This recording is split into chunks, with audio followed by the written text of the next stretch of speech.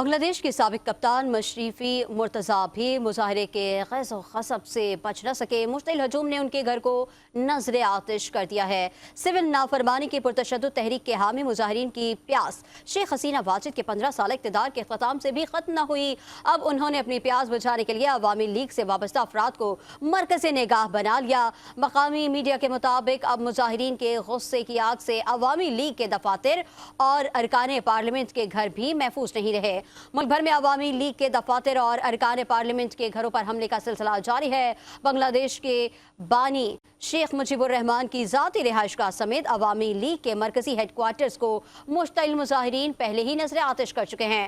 ताज़ा तरीन इत्तलात के मुताबिक खिलना के ज़िला नड़ाइल में बांग्लादेश क्रिकेट टीम के साबिक कप्तान और अवामी लीग के रुकन पार्लियामेंट मुशरफी मुर्तज़ा के घर को भी आग लगा दी गई। मुशरफी मुर्तज़ा अपने अहले खाना के हमरा मुजाहिरीन के हमले से कबल ही महफूज मकाम की तरफ मुंतकिल हो गए थे। पुलिस की जानिब से कौमी खिलाड़ी के घर को नजर आतिश करने से रोकने की कोशिश की गई, मगर मुजाहिरीन ने उनकी एक ना सुनी। मुजाहिरीन ने अवामी लीग के खिलाफ सख्त नारेबाजी भी की है।